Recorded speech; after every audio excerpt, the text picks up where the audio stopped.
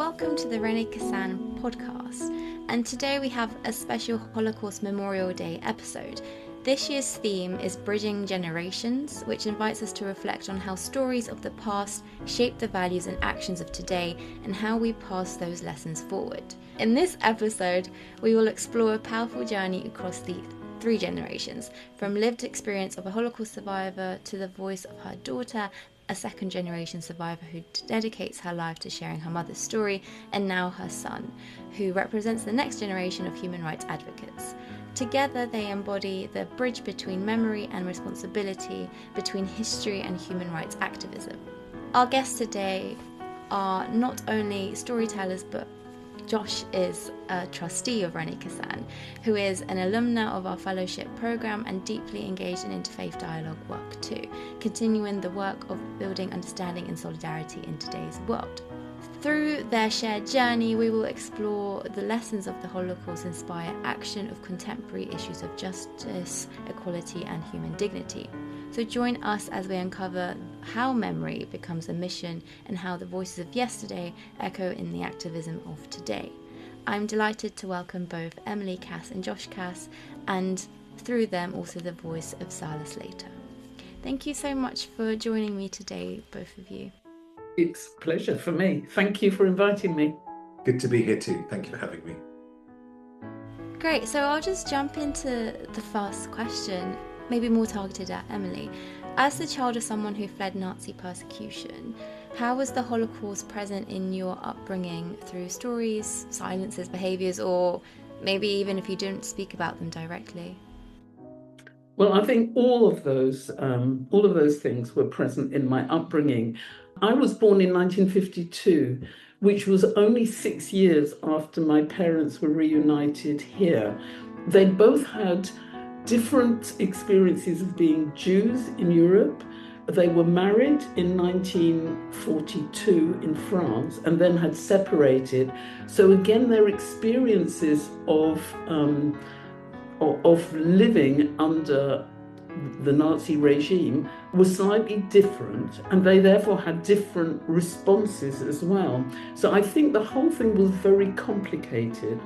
I was very aware from very, very young that my parents had traumatic experiences, not because they spoke about them. I think it's actually more through silence that as a child you experience that.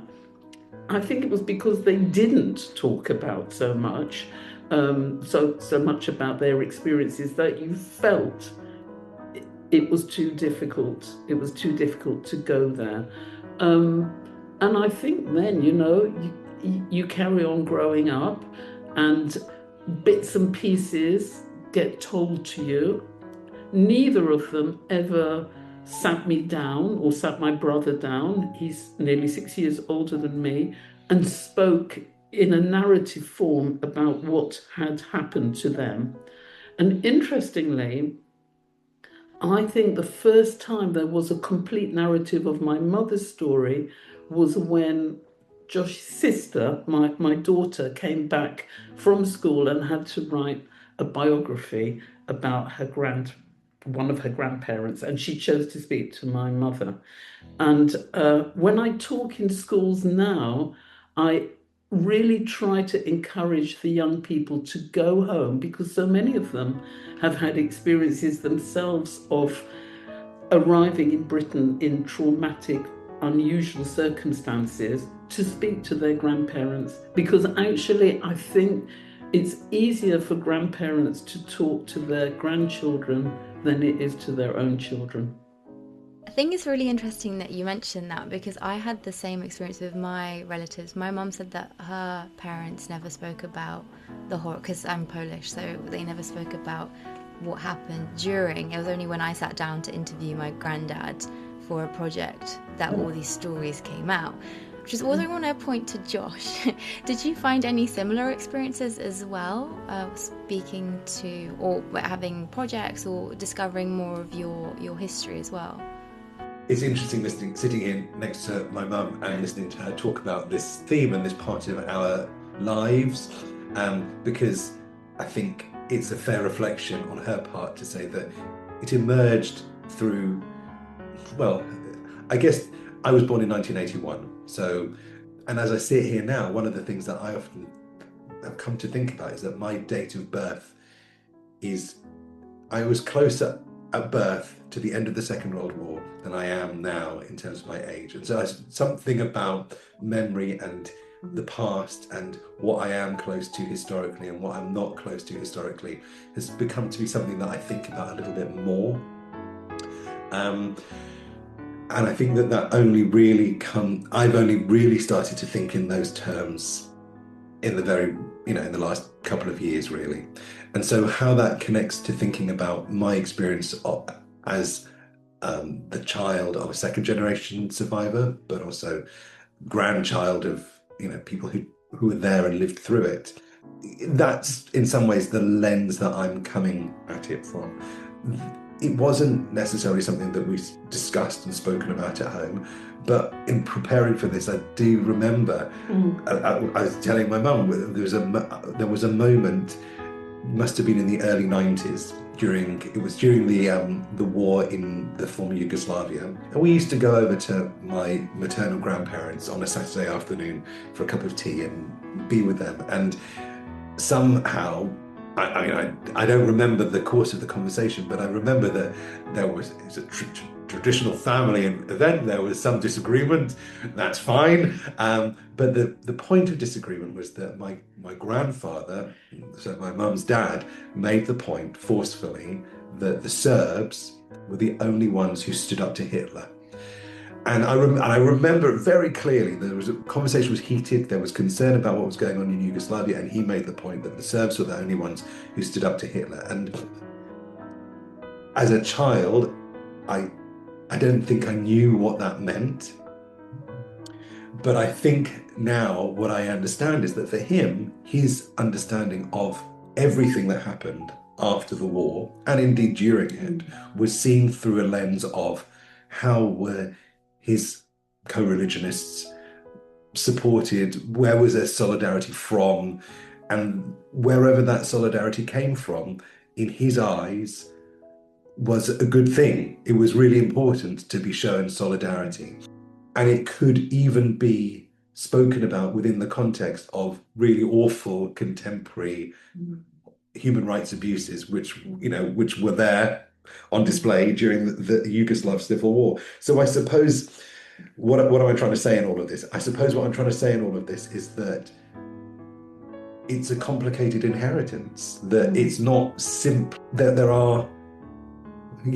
is evil in the world, but it's also complicated. People can do good things, people can do bad things, and history is complicated, the world is complicated, and that complexity, I suppose, is something that I at some level has become embedded in the way that I approach the work that I do. Definitely, thank you for that. I think, as you said, really important, the fact that, everything is way more complicated than what it seems, and it may seem really simple, but underlying them, there's a lot of issues that maybe, personally, someone's not even realised that it underlies. But that moves me on to my next question. So many second generation families describe inheriting both resilience and loss as well. How has that dual inheritance shaped the way that you understand safety, belonging and home, or has it in general? Well, I was certainly very aware of loss because I grew up in a family where I had two uncles. One had lost his first wife. She had been arrested in France and deported from France. And another uncle who only married much later in life. So I had no cousins at all. So we were just my parents, my brother and me. A grandfather in Brussels who was an Auschwitz survivor and who was, it would be fair to say, a difficult person. He had remarried and had another child. His wife actually was also a survivor. She had already lost 5 children in the Shoah. So this was a very unusual additional family. And my aunt, the child of my grandfather and his new wife, was actually slightly younger than my brother. So it was a bit weird, and they lived in Brussels. Other than that, there wasn't really a sense of family as I encountered when I went to school and spoke to other people. You know, you make friends with children, and we were quite an isolated group. In addition to that, both my parents had been part of movements in which it was very important to them, the network of friends that they had made, and most of them had lost their lives in the Shoah. So there was this sense, definitely, of loss, and for me, isolation, and trying to find, where did I belong? You know, was I English primarily? Was I Jewish primarily? I didn't really understand all the nuances of it all. So it definitely made you feel, I think, for me, I'm sure my parents weren't particularly aware of it, but I did feel a sense of isolation. And I think that continued all the way through my teens till I did spend some time in Israel. And I have to say that it was really being in Israel that enabled me to bring all those different strands together. Did it make me more? Well, certainly, I think, and I think this is true of many children of survivors, you were certainly not allowed, I would say, to wallow in any sense of, oh, I can't do it, or I'm so, it's not fair. Whatever it was, the expectation strongly was that you just get on with it, so maybe I became resilient. I don't know how resilient I am, because, to be honest, I haven't had to face the tremendous challenges that come with being, outcast from your society or community. I think I'm quite resilient, and maybe part of it came from being on my own, or having a feeling of being on my own and having to fight my own battles. I'm also just wondering, when did you start wanting to talk more about your mother's experiences as well? Was there a specific time where you chose to do that? I would say growing up in the 50s and the 60s, no one was interested at all in the Shoah. I was saying to Josh, I did history at school, and I'm sure that my passion for history is partly about trying to understand my own past. So I can remember the text. So I went up to A level. In fact, I did a bit at university too. So I did like history textbooks. It's a terrible thing. And I can remember coming across a very inappropriate picture of in my textbook, with maybe 2 lines about what the Holocaust was about. And that was it. So was anyone interested? I don't think people were interested in listening to it. So that was probably why, when you went to Israel, the Holocaust was still a hot topic. And in fact, in Israel, people were coming to grips themselves with their own history. So I think that was part of my sense of feeling comfortable, more comfortable in a way there than I did here, because it all sort of joined up. Whereas here, I don't think my family background particularly enabled me to fit in. Oh, also, I would say that my parents were not refugees who sought out other refugees like them. And I also think they were quite unusual in the influx of Jewish refugees. So they didn't easily find another set of people that they could easily slot into. Whereas in Israel, it was much easier. I'm also wondering your experiences, Josh, with Holocaust education growing up as well. Was it similar? Was it different? That's a very good question. I don't think... So I went to a non-Jewish primary school and a Jewish secondary school. In primary school, there was nothing talked about the Holocaust, and I don't imagine that's hugely dissimilar to to primary school education now? No, I think it is actually in year 6. In year 6, okay, in year 6, only Yeah, year 6. No, you're right. So there would be some. It would in secondary school, and I was in secondary school sort of early 90s through to the turn of the millennium. That's a very, I mean, I can barely remember 2 weeks ago. So I think I do want to be careful about what I do or don't say in this regard. But I think there was an annual Yom HaShoah assembly where various people would stand on stage and say things. We didn't learn about it in history. There was periodically, every now and then, there was a trip to Auschwitz was offered by the school, but it wasn't as systematic, and it didn't feel, if I'm honest, it didn't feel embedded in the curriculum, that this was part of the curriculum, which is interesting, given, I mean, it was JFS, you know, that was, you know, it was the Rolls Royce of Jewish education in the 80s and 90s, and it wasn't there. But I don't think that comparatively it was a part of the way that the school approached teaching about history, teaching about Jewish identity, teaching about Israel, any of those things. It was a thing by itself, and it probably wasn't particularly well embedded in the curriculum.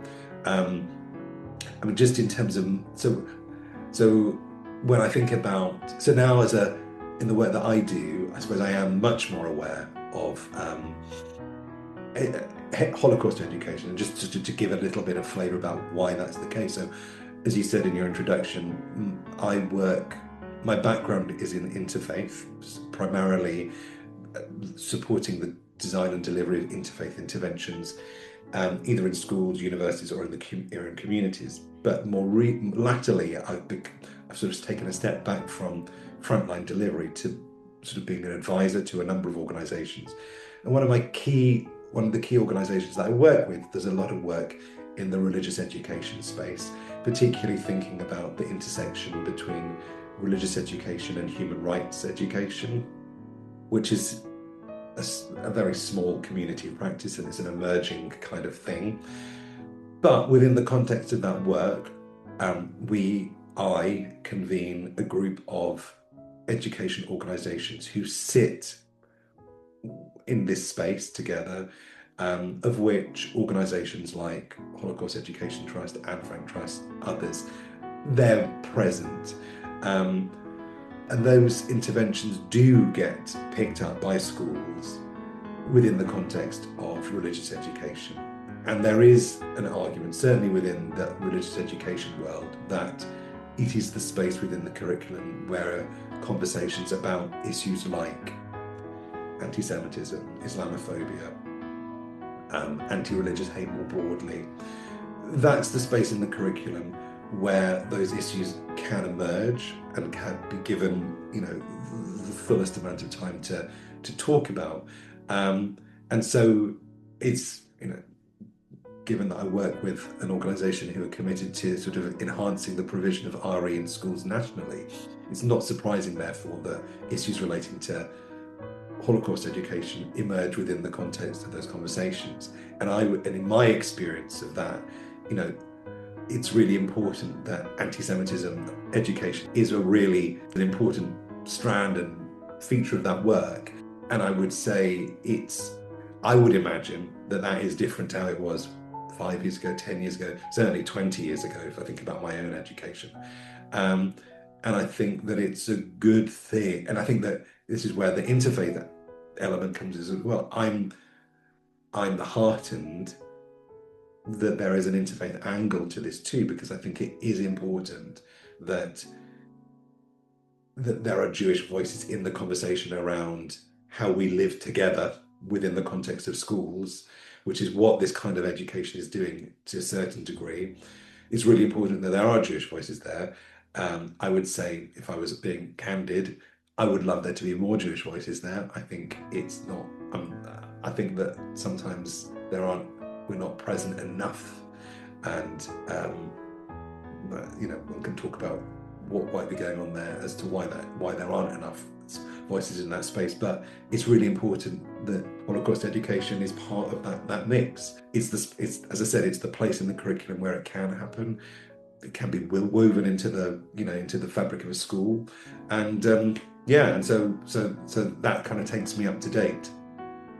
I also don't know whether it's just a UK thing of how Holocaust education is also taught, because I personally think I have seen that, like, in countries where it was more deeply affected, it is taught a lot more, whilst I feel like the UK is a bit separated from the issue.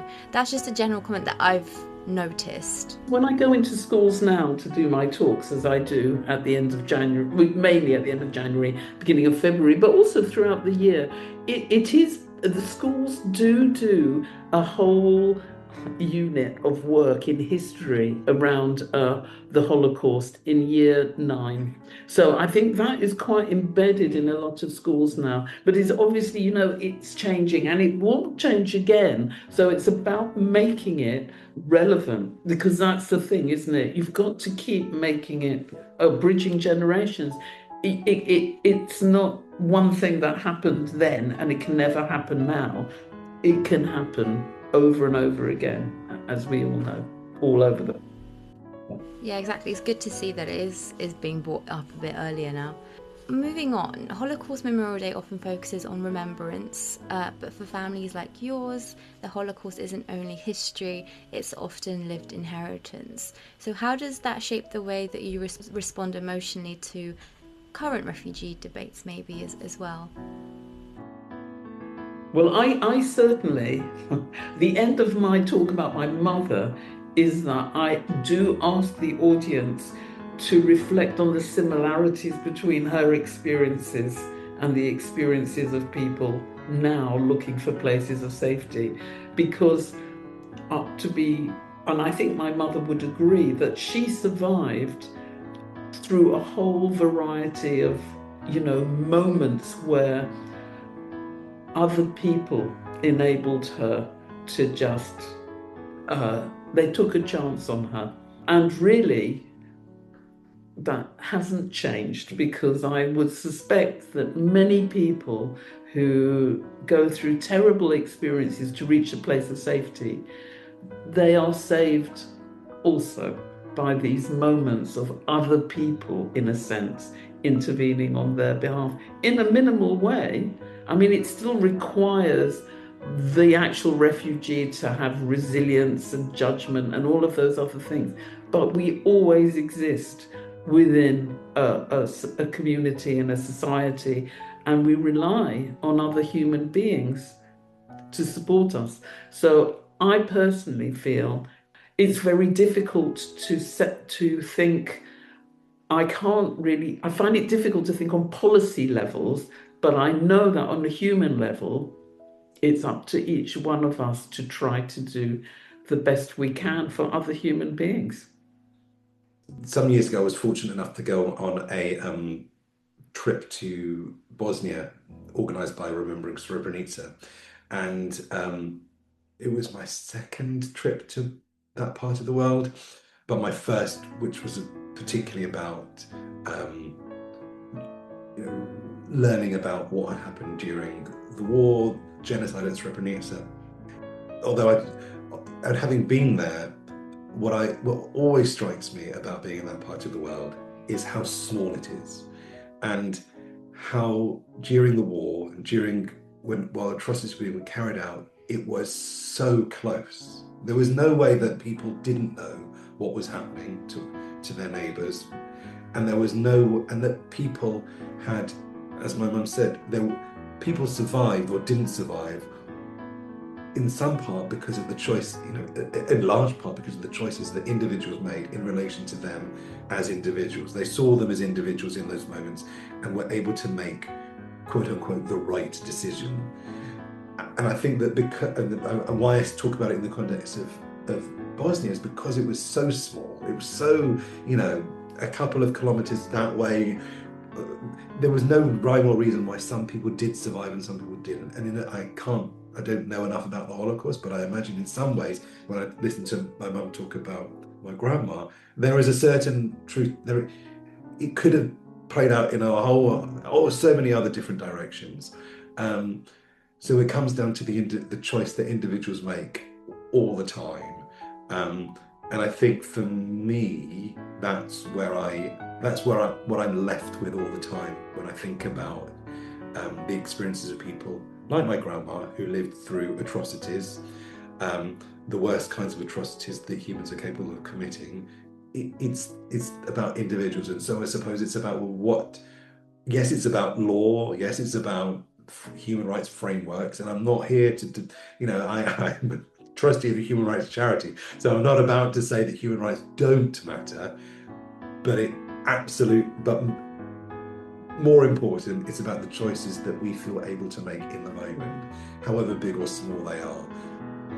That's what I'm left with. Yeah, and maybe just to add to that, maybe it's those, everyday choices that people do make that then illustrate that human rights are carried out forward, rather than, waiting on a big governmental thing to go, because governments, as we know, sometimes go against what human rights should be. Then just moving on, so do you think there is a risk that as survivor voices fade out, the moral urgency of protection fades with them? And what responsibilities do you think second and third and fourth generations now also hold to make sure that they're still, there? I'll go first. Well, personally, this is all wrapped up with Jewish identity in many ways as well. So, and as I think you're aware, because you mentioned it at some point, the whole issue of memory is a very big part of Jewish tradition, Jewish, practice. How will it be? I think it's very, very important that we continue to find lots of different, I hate to use the word stories because they're more than that, but the sort of huge variety in the way that both communities were sadly destroyed, but also in the way that individuals in particular survived. Because I think in a way that's what we can hand on, and that's what will strike a chord with future generations. I'm not the same as my parents, and they were not the same as their parents. So it's a dynamic experience, isn't it, moving forward through history. Can't tell what will be, but I sort of hope in a way, that's why I spend time doing this, is that I am creating a library for the future of experiences, stories, history. And of course, I can't overestimate the importance of organisations like G2G, who have enabled second, third, and hopefully future generations to articulate stories and experiences of the Holocaust in ways that are meaningful to so many different audiences. For me, picking up on that last thing you said, stories are the way that, certainly I speak for myself, stories speak to me in a way that numbers on a page or in a different way, and they connect with me. So it's only connect with me, and I suspect they connect with many more people too.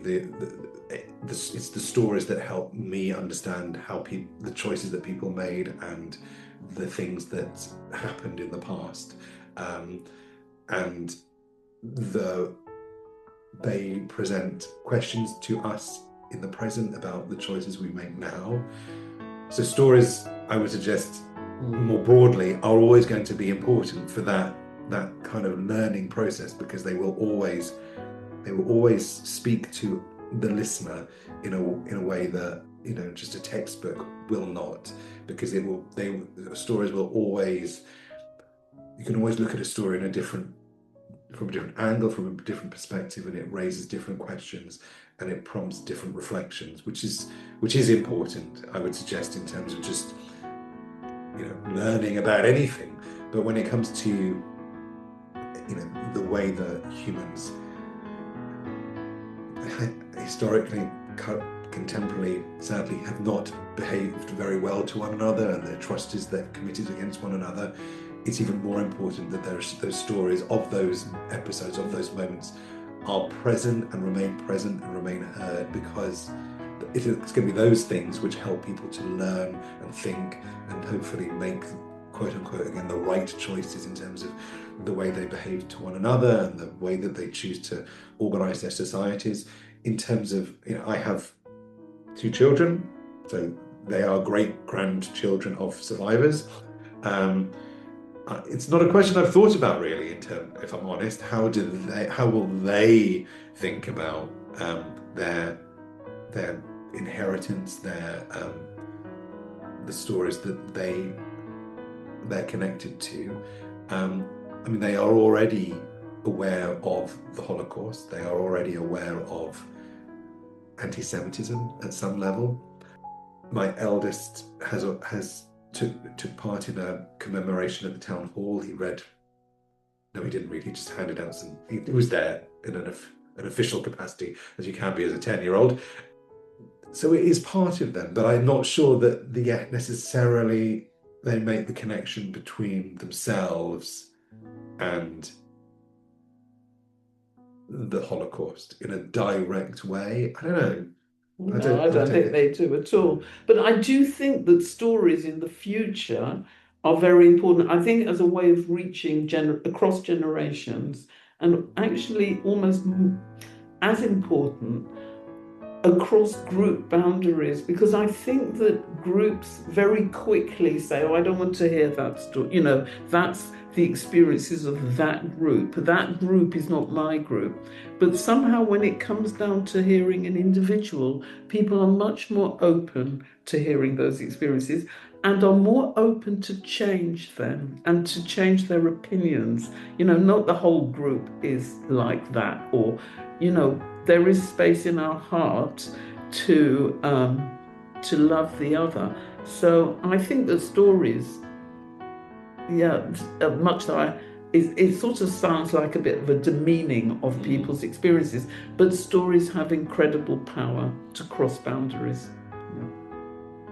Yeah, completely. And I think it's also interesting to see that sometimes, I look at me and my sister, for example, the kind of family history and intergenerational trauma has hit me a lot more than it has her, because I've got asked her before and she was like, no, I don't think about it. Well, for me it's like very heavy. So it's also interesting how, like, even the same generation interacts differently. I don't know why that is. Maybe it's some genetical thing, because I know that intergenerational trauma is genetic as well, isn't it? Well, it's so interesting, because I said to Josh, if my brother was sitting here, he would be responding to these questions completely differently to me. There's truth in both our perceptions, but that's how it is. And it is really fascinating how they are received, how your intergenerational experiences are interpreted. It's in itself incredibly fascinating. Yeah. And just staying with the intergenerational trauma thing, it's often invisible in policy discussions. What do you wish decision makers understood about trauma and how it travels across generations, specifically on the Holocaust as well? It's a really complicated question. It's a very big question. I would say that the more that we are all capable, whether we are a policy maker sitting in Whitehall or, a scaffolder on a building site in Wolverhampton, wherever, like, the more we spend, the more opportunities we have to hear first-hand or second generational experiences of the impact of policy failure, whether that is in relation to Grenfell or the Holocaust or whatever it might be, the more I would hope that we would all, my hope would be that we are capable of deepening our empathy for one another. And through that, policy can never be perfect. There are always going to be losers, quote, people who do not like the policy. But the more we're able to deepen our empathy for the people that our decisions are going to impact, I would hope the better the decision is that is made. This is, what I'm saying would not prevent genocide, but it would prevent, I would hope, it would give someone pause for thought about the choices they're making in Yeah. other policies. Actually, that's a really good point, because every time I give a talk, some student or adult asks me a good question. And the good question I had from last summer when I did my talk was, one of the young people said to me, "What would you have done if you were in order to help someone, it would put you in danger?" And I said, I don't know. But I do feel that the more opportunities, as Josh says, there are, that everybody is given the opportunity to think and to talk about things that have gone wrong in the past, it might enable someone to change their behavior. And it's only by one person changing their behavior that two people might then change. There's a chain reaction with that. So in that, I do think, I totally agree that if policy makes it more accessible to speak about these things, the more it informs and helps us to move forward into a society that really most people want. I do believe that. Most people want, a just and fair society. Definitely, and I think also because, a genocide doesn't just happen, for example. It is a lot of steps taken at the beginning in order to build up to then what happens. So I think, as you said, starting with individual choices and understanding and all of those things are actually really impactful, and they're taken for granted, I think. And there's not a lot of prevention steps being taken, which is really frustrating. I find really frustrating that, people and policy only acts when it's too late, rather than doing all the preventative steps in order to ensure that something doesn't happen, whether it is genocide or violence against groups or any other issue. I want to move on a bit more about faith, ethics and collective memory. And I just have a question for you, Josh. Jewish memory places strong emphasis on zachor, so remembrance obviously. How does that obligation to remember translate into action for human rights today? I think that, speaking personally, my approach to engagement with human rights is not, I wouldn't necessarily say that the reason I am engaged with human rights work is because of the connection with zachor and remembrance. I think it's come about for different reasons from different directions. I think that remembrance is I find it hard, if I'm honest, questions of remembrance, because I think for me, remembrance can be too focused on remembering the past and not thinking about the present and the future. Where it's tricky is, where it's particularly hard is that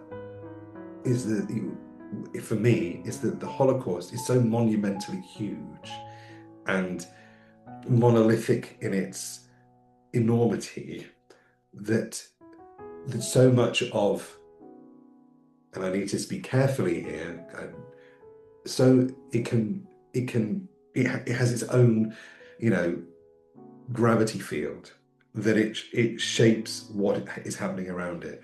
It is absolutely, there is no question that Holocaust education and commemoration and remembrance is critical and important. It's critically important for itself, not because of human rights, I would say. And I sometimes worry that these two things become intertwined in ways which are not helpful for either today. I think that, so remembrance is important. It's important that I have a sense of my own history and my own experiences, and they will shape how I see the world and my commitments to it and what I want to do and how I want to shape it. And I think that's enough. And that's certainly the way that I think about it at the moment. 5 years time, who knows, all likely to change again. No, I think that's a really great way to put it. And as you said, I'm really testing you guys with these questions, so not easy. I want to again just move on to responsibility and moral inheritance as well. What does it mean to honour survivor legacy, and not only through remembrance ceremonies, like Josh said, not only remembering the past, but having it with concrete actions, maybe actions, I don't know, maybe there's another better word to think about it. Well, I think the most important action, and one of the things which my mother in particular was very good at doing, which is not remaining silent. I mean, I think it's that when you see something that you want to speak about and you feel, there's a moral imperative about taking a point, you should say it. You should. In whatever the situation is, you shouldn't remain silent. So for me, that is the key.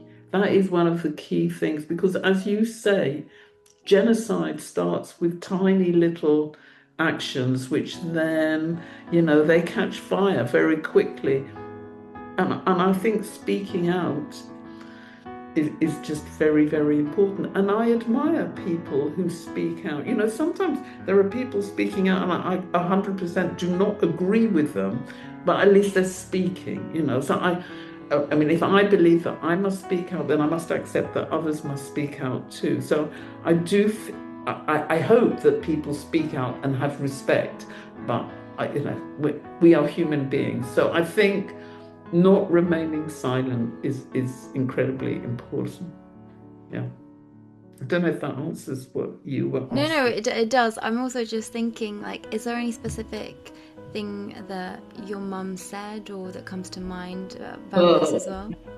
I did get into terrible trouble for all sorts of things that she said that she felt wasn't right. So, but I don't think that they're just sort of, stories. But I think it was part of her that, she felt something wasn't right, even if it was talking into an institution which was much more, in a sense, more powerful than her. That didn't stop her from speaking out. And I think that is it was very, even though I might not always have agreed with what she did, I felt it was, it's the courageous way to be. I don't know if she, I think for her experiences it further strengthened her not to feel afraid. I do feel that was one of the things, you don't be intimidated, don't be afraid. And growing up as a teen, you were mortified sometimes by where that might lead. But really, in retrospect, good for her. And I feel it is an important principle, actually, that we should all speak out and not be afraid. Great, thank you. And just to wrap up with the last question, we kind of touched on this earlier, but looking towards the next generation, so children, grandchildren and further, what do you hope they inherit from Holocaust memory, and whether it's fear, vision, I don't know, I don't want to put words in your mouth, but any of those kind of things? Well, I would hope my grandchildren will have a sense of history, would have a sense of the richness of where they've come from, and that they won't be silent, that they will fight on behalf of not only of themselves, that's important too, but that you do fight on behalf of others as well. You might not do it perfectly, but at least you try your hardest. And for me, I think that I'm going to circle back to where I started, really.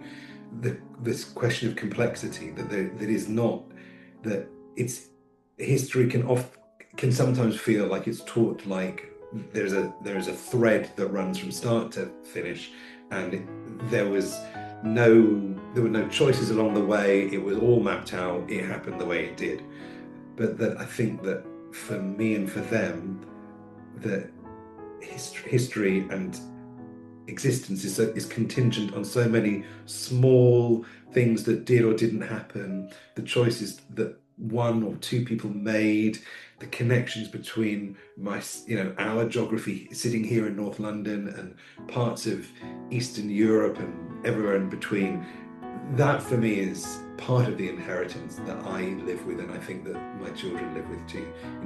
I think in a way it's an exciting inheritance to be part of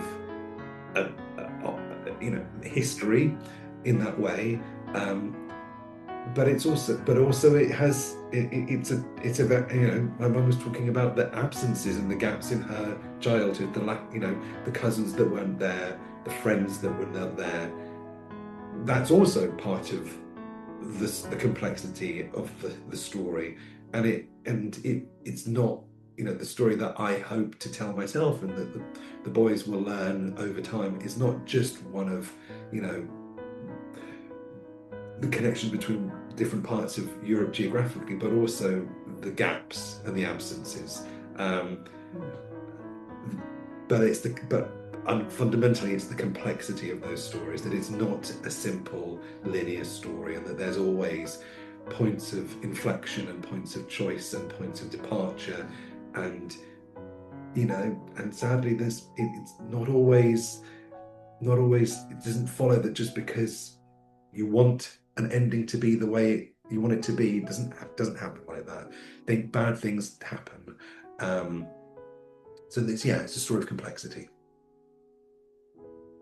Thank you so much both for such an insightful conversation of, what Holocaust memory really means for people now as well, and building those bridges between generations.